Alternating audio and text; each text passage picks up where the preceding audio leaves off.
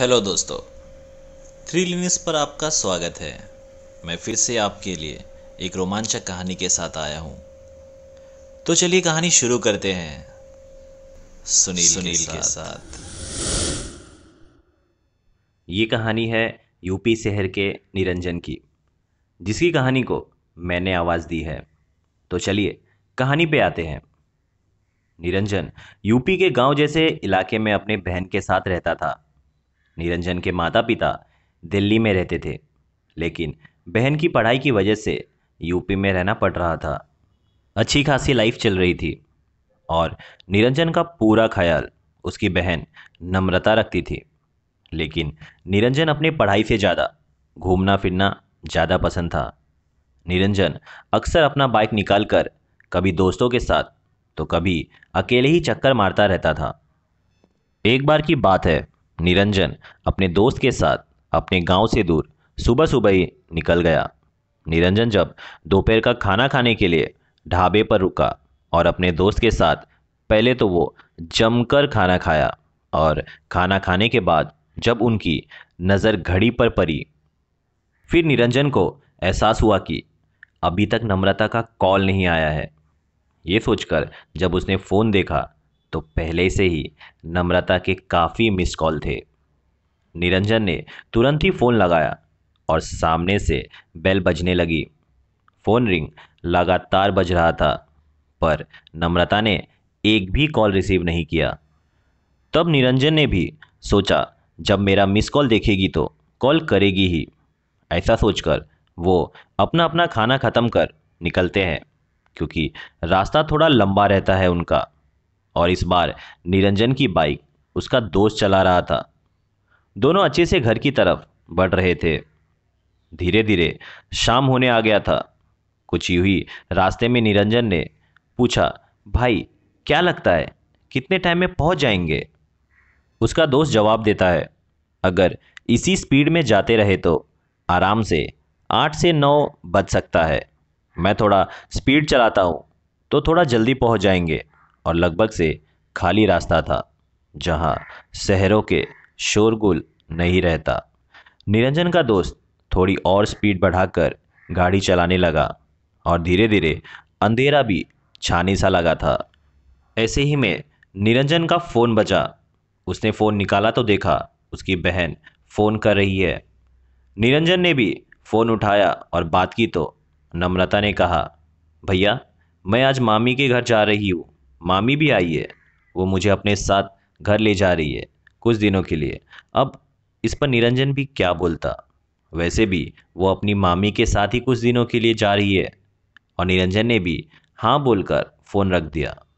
तभी निरंजन के दोस्त ने पूछा, क्या हुआ भाई, क्या बात है? तो निरंजन ने सारी बात बताई, और ये सब बात करते करते उसके दोस्त का फ़ोन बजा। उसने चलती बाइक पर अपना फ़ोन निकाला और देखा तो उस पर नम्रता का फ़ोन आ रहा था।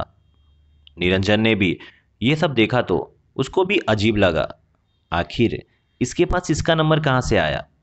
तो निरंजन ने भी कहा, उठा फ़ोन और देख क्या बोलती है। उसके दोस्त ने फ़ोन उठाया और कान पर लगा ही रहा था कि अचानक रोड पर ध्यान पड़ा कि रास्ते के बीच में न जाने कहाँ से गड्ढा था, जो काफ़ी बड़ा था। और अब ऐसा हो गया था कि चाहकर भी ब्रेक नहीं लग सकता था। बाइक सीधा गड्ढे में जाकर डिसबैलेंस हुए और सीधा रोड के किनारे साइड में दोनों गिरते पड़ते फेंका गए। उन दोनों को अच्छा खासा चोट लग गया था, पर दोनों ने बहुत जल्दी अपना होश संभाला और गाड़ी स्टार्ट कर निकले। निरंजन के दोस्त को ज़्यादा चोट लग गई थी और कहीं कहीं तो हाथों से खून भी आ रहा था।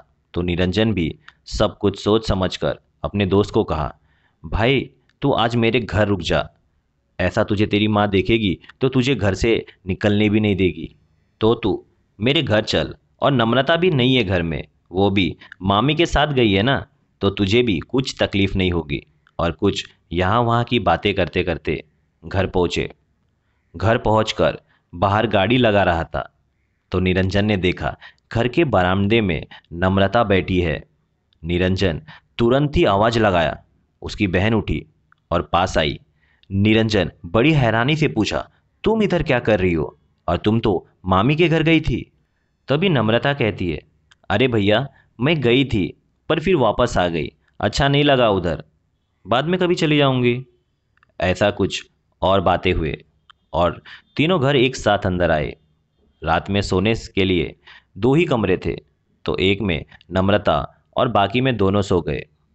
पर दोनों को चैन से नींद भी कैसे आती? चोट का दर्द अभी तक दर्द ही कर रहा था दोनों को। कुछ टाइम बीता, पर निरंजन का दोस्त अभी तक सोया नहीं। उसे दर्द की वजह से नींद ही नहीं आ रही थी। करवट बदलते बदलते उसको एक परछाई दिखी जो यहाँ से वहाँ हो रहा था। उसने अब उस परछाई को गौर से देखने लगा। वो परछाई अब भी उसी तरह भटक रही थी। पता नहीं क्यों, पर वो उस दर्द में भी वो बेड से नीचे उतरा और उस परछाई को देखने को जाने लगा। उस परछाई के थोड़ा पास पहुंचकर जब उसने देखा तो वो परछाई वहीं खड़ी हो गई और अचानक उससे टकराते हुए गायब हो गई। टक्कर इतने जोर का था जैसे किसी भारी भरकम चीज ने टक्कर मारा हो। ये घटना के साथ ही निरंजन का दोस्त बहुत डर गया। वो फौरन उठा और डर के मारे अपने बेड पर चादर ओढ़कर सो गया। वो सुबह उठा, पर एक्सीडेंट और रात के उस घटना की वजह से उसे बरोबर से नींद भी नहीं आई। अब निरंजन का दोस्त अपने घर जा चुका था। निरंजन भी उठा और फ्रेश होकर नम्रता को उठाने गया तो देखा वो अपने रूम में नहीं थी। उसने यहाँ वहाँ नज़र डाला पर कहीं नज़र नहीं आई। तो निरंजन ने सोचा, गई होगी बाहर सामान लेने, चलो कोई नहीं, उसके आने से पहले नहा लेता हूँ। ऐसा सोचते सोचते बाथरूम में घुसा और नहाने लगा। नहाते नहाते उसकी नज़र खिड़की के बाहर पड़ी तो देखा नम्रता एक अधमरा कुत्ते को घसीट रही थी। कुत्ता लगातार छूटने की कोशिश कर रहा था, पर नम्रता बुरी तरह से घसीट कर उसको पता नहीं कहाँ लेकर जा रही थी। निरंजन फटाफट नहाकर बाहर निकला और सीधा बाहर गया देखने। उसने अपने घर के आसपास घर में सब जगह देख लिया, पर दोनों का कहीं पता नहीं चला। थोड़ी देर ढूंढने के बाद निरंजन भी अपने रूम में जाकर बैठ गया और बैठने के बाद निरंजन को नम्रता आते हुए दिखी। निरंजन ने नम्रता का हाथ पकड़ा और खींचकर बेड पर बिठाया और कहा, तू किधर थी सुबह से और तू उस कुत्ते को इस तरह से क्यों घसीट रही थी? नम्रता भी एक टक लगाकर निरंजन को समझने की कोशिश कर रही थी कि आखिर वो कह क्या रहा है। निरंजन की बात खत्म होने के साथ ही नम्रता ने कहा, मैं घर का सामान लेने गई थी और मैं क्यों किसी कुत्ते को ऐसा परेशान करूं? पर निरंजन ने अपने आंखों से देखे हुए चीज को कैसे झुटला सकता है? पर नम्रता के हिसाब से वो भी सही है। और फिर निरंजन के दोस्त ने भी उस रात की सारी बात बताई कि कैसे और क्या हुआ था। निरंजन का ये एक्सपीरियंस बहुत अजीब था क्योंकि पहले कभी ऐसा नहीं होता था। खैर, फिर सब नॉर्मल होकर अपने अपने काम पर लग गए। उसी शाम निरंजन अपने कमरे में ही बैठकर कुछ किताबें पढ़ रहा था। पढ़ते पढ़ते उसे अजीब सी गंध आ रही थी। पहले तो उसने अपनी बहन को आवाज़ लगाया, पर बार बार आवाज़ लगाने के बाद भी कोई जवाब नहीं आया। अब निरंजन भी थोड़ा झल्लाते हुए उठा और किचन की तरफ उस गंध का पीछा करते हुए पहुंचा तो देखा गैस पर एक बड़ा सा बर्तन रखा हुआ था जिस पर से वो गंध लगातार आ रहा था।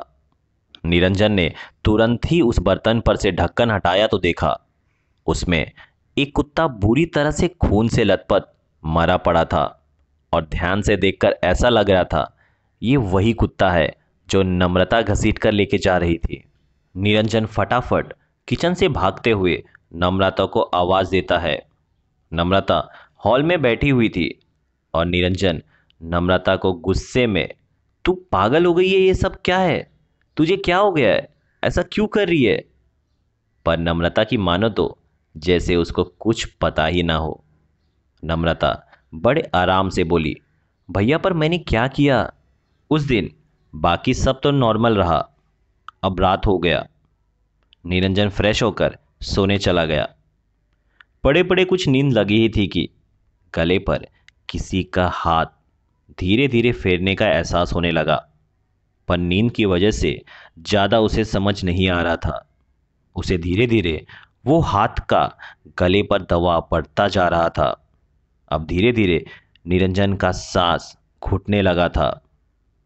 अब बर्दाश्त नहीं हुआ और उठना चाहा तो पता चला उसके दोनों हाथ और पैरों को किसी चीज से बंद कर रखा है और जोर से गला दबाकर कोई उसे मार रहा है।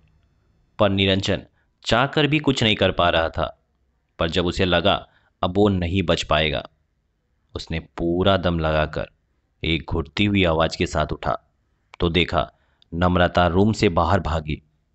निरंजन भी अपने आप को संभालते हुए उसके पीछे भागा और सीधा नम्रता के कमरे में गया। वहां पहुंचकर देखा तो नम्रता बिना किसी फिक्र के गहरी नींद में सोई थी। पर इस बार निरंजन को सब नाटक लग रहा था। उसने नम्रता को कंधे से पकड़ा और 2-3 बार उठाने की कोशिश की, पर वो नहीं उठी। लेकिन अब निरंजन भी क्या करता। ऐसा लग रहा था जैसे ये तो कब से सो रही है। निरंजन ये सबको बुरा सपना समझकर अपने रूम में जाके फिर से सोने की कोशिश करने लगा। पर कहते हैं ना, जिसके साथ ये सब हो उसे नींद कैसे आएगा।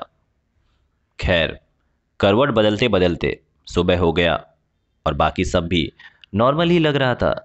लेकिन निरंजन रात के उस घटना से अभी तक नहीं निकल पाया था। उसने सोचा आज कहीं बाहर घूमकर आता हूं, थोड़ा अच्छा लगेगा। वो बाहर गया, थोड़ा यहाँ वहाँ घूमा, पर अब क्या करे, उसे कुछ नहीं सूझ रहा था। तब उसके दिमाग में आया क्यों ना ये सब बातें किसी बड़े को बताया जाए। पर पापा और माँ को अगर ये सब बताएगा तो वो भी परेशान हो जाएंगे। इसलिए उसने सोचा मामी का घर दूर नहीं है, उनसे ही ये सब बातें बताता हूँ, शायद उनको कुछ समझे। ऐसा सोच लेकर निरंजन अपने मामी के घर पहुंचा। पहुंचकर दरवाजा को नॉक किया। दरवाजा खोलते ही मामा सामने खड़े थे। उन्होंने एक स्माइल के साथ अंदर आने को कहा और मामा ने मामी को आवाज लगाया, अरे देखो कौन आया है। मामी भी बाहर आई। मैंने सबके पैर छुए और सोफे पे बैठ गया। लेकिन अब जो भी कुछ होने वाला था निरंजन के साथ, शायद इसकी कल्पना भी नहीं किया होगा उसने। सामने से नम्रता पानी लाते हुए दिखी। निरंजन अपनी बहन को देखते ही खड़ा हो गया और पूछा, तू यहाँ क्या कर रही है। पर यह सवाल सुनकर नम्रता भी समझ नहीं पाई आखिर वो इस पर जवाब क्या दे। मामी भी निरंजन का इस सवाल को नहीं समझ पाई। उसने हंसते हुए पूछी, अरे ये यहाँ नहीं रहेगी तो कहाँ रहेगी। पर निरंजन ने कहा, लगता है तुम सब मिलकर मुझे पागल बना रहे हो। नम्रता को इशारा करते हुए कहा, तू तो घर में ही थी ना, इतना जल्दी यहाँ कैसे आई। अब ये सब सवाल भी अजीब ही था, क्योंकि नम्रता का कहना था कि उसने तो बोली थी कि मामी उसे घर ले जाने आई है, तब से तो वो यही मामी के साथ है, तो वो अपने घर ही इन दिनों गई ही नहीं। निरंजन को भी पता नहीं क्या सूझा। मामी को बोला, आप मेरे साथ चलो। मामी भी ज़्यादा कुछ ना पूछते हुए मामी भी निरंजन के साथ चली गई। कुछ समय में ही दोनों घर पहुंचते हैं। निरंजन बस मामी को सब कुछ ध्यान से देखने बोलता है। पहले तो निरंजन नम्रता को आवाज लगाकर बुलाता है। नम्रता भी आवाज सुनकर बाहर आई। ये सब देखकर मामी बहुत हैरान हो गई, आखिर नम्रता यहाँ पर भी कैसे है। मामी उसको देखते ही घर से काफी दूर जाकर खड़ी हो गई। निरंजन भी नम्रता से इधर उधर की बातें करते हुए कहा, जरा मैं मामी के साथ जाकर आता हूँ, तब तक तू मेरे लिए कुछ बना कर रखना। ऐसा बोलने के साथ ही हड़बड़ी में बाहर आया और सीधा बाइक निकाला और आगे जाके मामी को बैठाया और फिर मामी के घर आए। अब सब लोग साथ में ही बैठे बैठे दिमाग पे जोर देने लगे, आखिर ये कैसे हो रहा है।